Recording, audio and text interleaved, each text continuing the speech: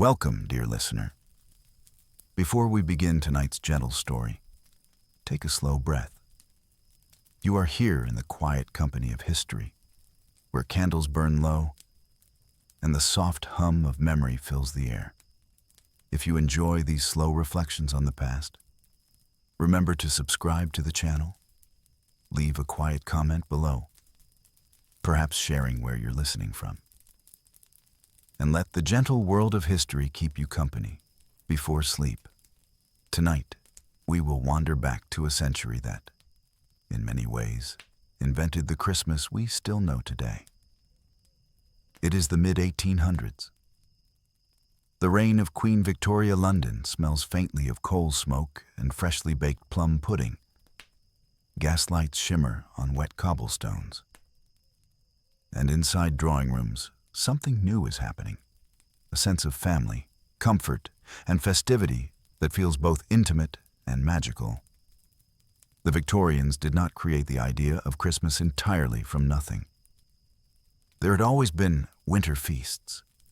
Roman Saturnalia, medieval Yule, the Twelfth Night revels of Tudor times, but by the early 19th century, many of those older customs had faded. Factories had replaced feasts. The poor toiled long hours, and the wealthy often traveled abroad for the season. Christmas was, for a while, a quiet, almost forgotten pause, more practical than merry. And then, slowly, the season awoke again. Not through a single invention, but through hundreds of small acts of kindness, creativity, and nostalgia. The crackle of hearth fires returned to the heart of winter life. Families gathered, not just to eat, but to share stories, music, and sentiment. It was as though an old candle had been relit, its flame trembling but steadfast. Imagine a parlor on Christmas Eve, 1848. Outside, snow drifts silently past the window. Inside, the room glows with the golden light of oil lamps. On a small table stands a tree, a novelty to many, yet soon to become the very emblem of the holiday. Its branches are dotted with candles, sugared fruits, paper angels, and small gifts wrapped in foil. Children watch in awe, whispering as the wax drips like honey. The scent of pine mixes with that of orange peel and nutmeg. And beneath that tree, a new vision of Christmas, domestic, sentimental, gentle, is taking root, and this was the Christmas tree of Prince Albert, the German husband of Queen Victoria. In 1848, the Illustrated London News published an engraving of the royal family gathered around their decorated tree. The image spread like warm firelight through the cold British winter. Families across the country began to imitate it. From that moment, the evergreen became a national symbol of the holiday, an emblem of unity and familial love in a changing industrial world. Christmas for the Victorians was a way to reclaim something tender amid the roar of machinery. The Industrial Revolution had transformed everything. Cities grew vast and gray.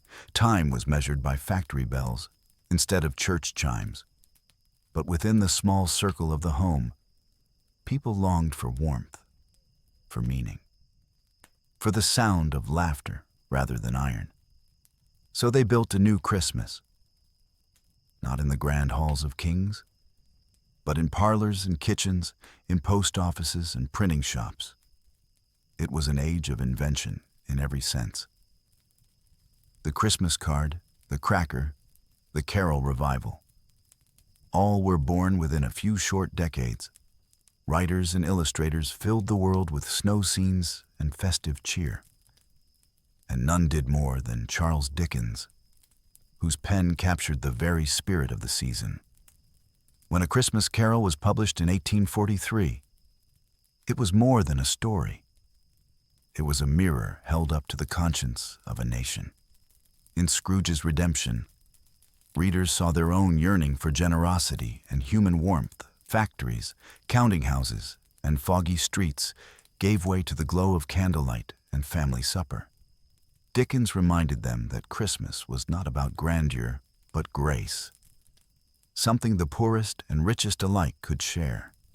As the decades passed, new customs layered themselves upon the old. The postman's knock grew familiar in December. Delivering cards adorned with robins, ivy, and cheerful verse, the post itself had become affordable, thanks to the penny post. Even those of modest means could send greetings to loved ones across the land, and so Christmas began to travel. Through ink, through paper, through words of affection sealed with wax. Victorian homes filled with small rituals that made winter softer. A bowl of oranges on the sideboard. Carols sung by lamplight. Handmade gifts of embroidery or woodwork. And on Christmas Day, after church, the feast, roast goose or beef, plum pudding with brandy flame, mince pies dusted with sugar like the season's first snow. It was a celebration of comfort in an age that often felt cold. It reminded people not of what they had lost to progress, but of what they could still keep: love, laughter, and light. Perhaps the most beautiful thing about the Victorian invention of Christmas was its sense of inclusivity. It was not bound by wealth or class, but by emotion. Even the factory girl and the clerk could hang a sprig of holly in the window, or save a few pennies for a pudding. Charitable works grew alongside festivities. Soup kitchens, coal donations, visits to orphanages. The holiday became a moral as much as a merry one. A yearly renewal of empathy. Outside, the world of progress marched on. Railways, telegraphs, steamships. But in December, time slowed. Even the hum of machines seemed quieter, as if yielding to carols carried through the frost. And across Britain, from London drawing rooms to Yorkshire cottages, the same light glowed in countless windows, a sign that people still believed in togetherness. In a sense, the Victorians taught the world how to feel again at Christmas. They gave structure to the season, but more importantly, they gave it soul. Their Christmas was not just about religion or festivity. It was about reflection, compassion, and connection. And that is why, even now, when we hang ornaments or send cards or watch the snow through glass, we echo that long-ago sentiment. A wish for peace on earth, whispered across generations. So tonight, as you listen and drift into rest, imagine those streets of Victorian London under their first true Christmas glow. Imagine the smell of chestnuts, the sound of distant bells, the warm hush of family gathered near the hearth. It is the same warmth that burns still in our candles, our stories, and our hearts. Outside Buckingham Palace, the streets of London glisten under a thin coat of frost. Carriages clatter softly over the cobblestones, their lamps glowing through the winter mist. The air carries the scent of roasted chestnuts, of smoke rising from distant chimneys, and of something new. A quiet excitement that seems to hum beneath the surface of the cold Victorian night. Inside the palace, a small evergreen tree stands upright upon a polished table. Its branches tremble faintly as the candles are lit one by one. The wax drips slowly down onto saucers below, forming little lakes of ivory that will harden by morning. Beside it stand Queen Victoria and her husband, Prince Albert. Two figures who could not have known that this simple domestic scene would soon transform Christmas for an entire nation. Albert's homeland of Germany had long cherished the Tannenbaum, a green tree brought indoors, adorned with fruit, sweets, and candles. In his youth, he would have watched his family hang small gingerbread hearts and gilded nuts from its branches. But in England, such trees were still a curiosity. Few outside German or aristocratic households had ever seen one. The year is 1848. A royal engraving is about to change everything. The Illustrated London News of December 23rd prints an image that will travel faster than any sermon. faster than any song. It depicts the royal family, Victoria, Albert, and their children, gathered around their Christmas tree. Candles glow among ribbons and ornaments. The young princes and princesses gaze up at the shimmering branches, their faces serene and full of wonder. In parlors across the country, people pause over the page. Some marvel, others smile. Many simply whisper, "How lovely." And within weeks, pine trees begin to appear in British homes. From Kensington to Leeds, from manor to modest lodging, that engraving, just ink on paper, became one of the most powerful images of the century. It was more than a royal portrait. It was an invitation to warmth, to unity, to domestic peace in a noisy industrial age. It presented the monarchy not as distant rulers, but as a loving family gathered in simplicity. In that single image, the Victorians saw not only their queen, but themselves, what they wished to be. Close, gentle, tender-hearted. Imagine one such family that December. A clerk and his wife, their fingers red from the cold, return from the market with a small fir tree tied to the back of their cart. Their children watch as it is brought inside. The room smells suddenly of forest and resin, a scent that feels like hope. They light a few wax tapers, hang paper stars cut by hand, and lay oranges beneath the lowest branches. The youngest child laughs softly at the flickering lights reflected in the window. For the first time, their home glows with the same spirit as the Queen's. What was once the privilege of palaces had entered the lives of the people.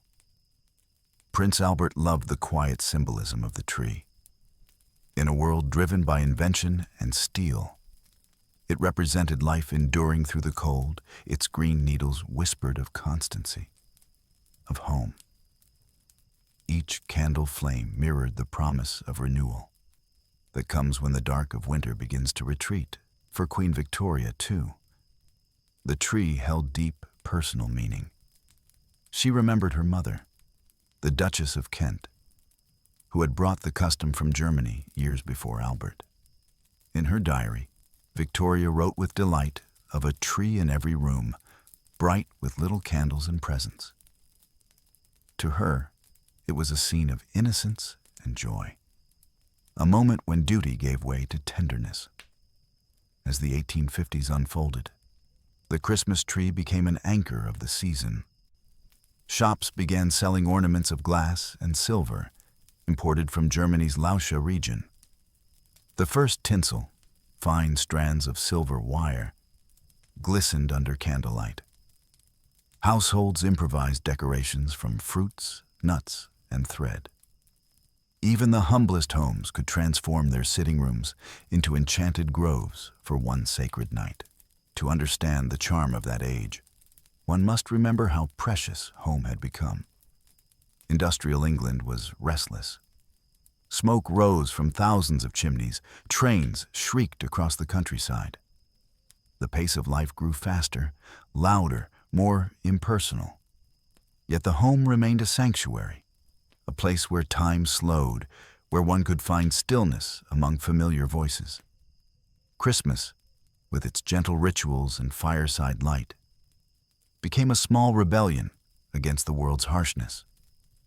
It was not about escape, but about remembrance, remembering what mattered. Even the poorest families saved what they could to mark the day. A goose shared among neighbors, a candle burning late into the night, children's laughter echoing down narrow alleys.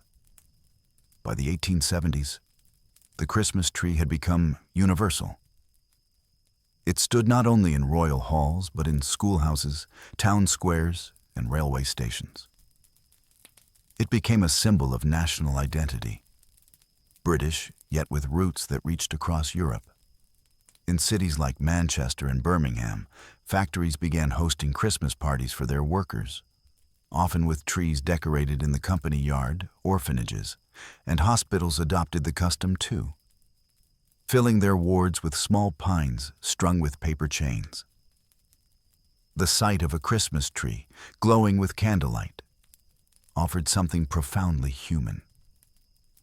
The reassurance that beauty could exist even in hardship, that light could bloom amid the soot and shadow of modernity.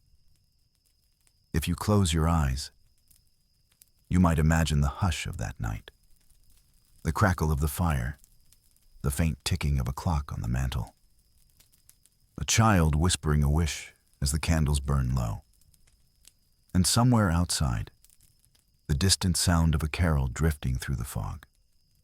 The Victorians gave us many inventions: railways, photography, telegraphs, but perhaps none more enduring than this.